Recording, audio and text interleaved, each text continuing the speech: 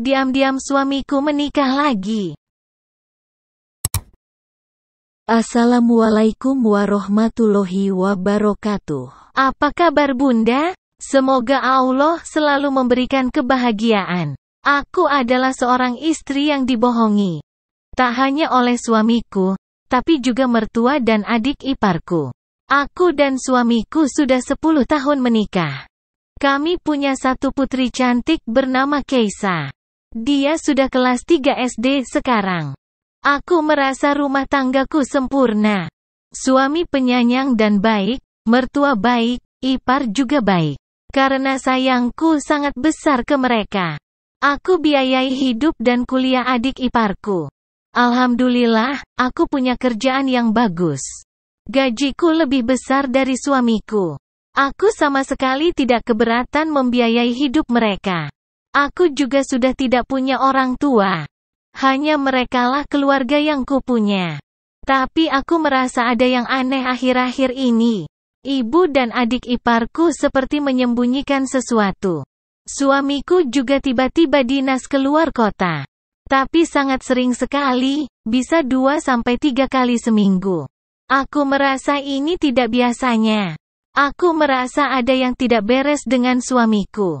Tapi aku berusaha membuang jauh-jauh rasa curigaku. Tak sepantasnya aku mencurigai suamiku yang sedang mencari nafkah. Beberapa minggu kemudian, aku dibuat hancur. Tak sengaja aku melihat suamiku bersama wanita lain. Dia mencium wanita itu tanpa malu. Seperti dia memperlakukan seorang istri. Siapa wanita itu? Sakit sekali rasanya. Kok bisa aku tidak tahu hal ini? Padahal jarak rumahnya hanya beberapa kilo saja dari rumahku. Saat itu, aku sedang bermain ke rumah temanku. Satu kompleks dengan wanita itu. Rumahnya agak jauh memang. Jadi temanku tidak tahu sama sekali. Lagi pula wanita itu belum lama tinggal di sini. Aku menguatkan hati mengetuk pintu rumahnya. Assalamualaikum Mbak. Waalaikumsalam, cari siapa Mbak? Maaf Mbak, saya kira ini rumah teman saya. Jawabku mengelak. Soalnya Mbak mirip sama teman saya. Teman saya namanya Devi dan suaminya Reza. Jawabku lagi. Oh, Mbak salah orang. Saya Eva Mbak, suami saya Mas Rehan. Maaf Mbak, saya angkat telepon dulu ya. Aku menjawab dengan menganggukkan kepala.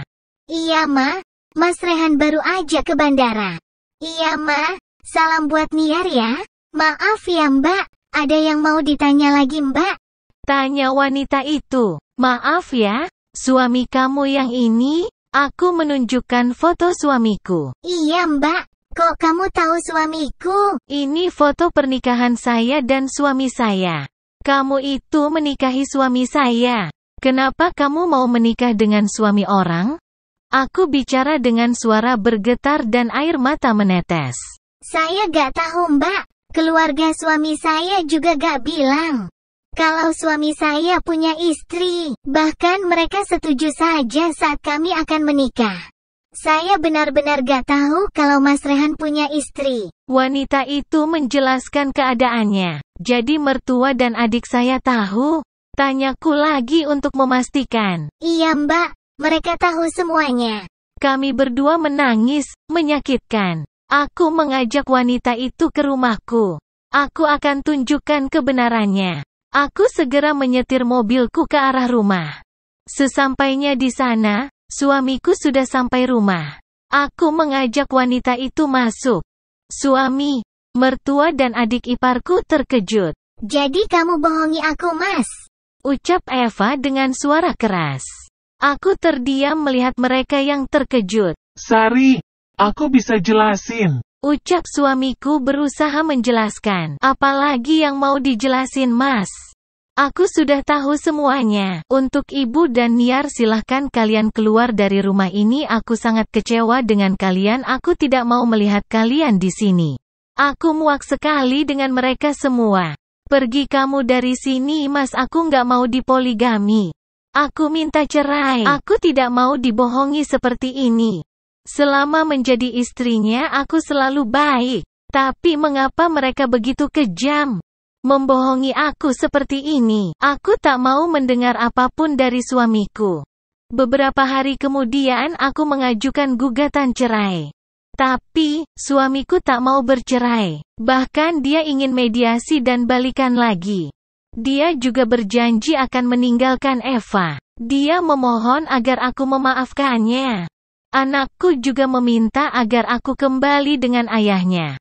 Aku tak kuasa melihat anakku sedih, tapi aku juga tak mau disakiti seperti ini. Ku beri pengertian ke anakku agar dia bisa menerima perpisahan kami. Setelah beberapa lama meyakinkan, anakku bisa menerima keputusanku. Aku berhasil menggugat suamiku dengan bukti menikah lagi tanpa izin. Akhirnya aku resmi berpisah. Aku lega, bisa terlepas dari suamiku. Tak ingin lagi aku dibohongi suamiku. Cukup sekian rumah tanggaku. Kabar terakhir ku dengar, mantan suami diceraikan istri keduanya. Karena dia tidak terima ditipu seperti itu. Niar juga berhenti kuliah karena tidak ada biaya. Ibu Mas Rehan terkena stroke karena stres. Aku bantu biaya berobat nenek Keisa itu. Meskipun aku masih kecewa rasanya. Tapi aku tak tega melihat mereka kesulitan. Terima kasih yang sudah menonton, semoga kalian selalu diberikan kesehatan, jangan lupa subscribe ya. Wassalamualaikum warahmatullahi wabarakatuh.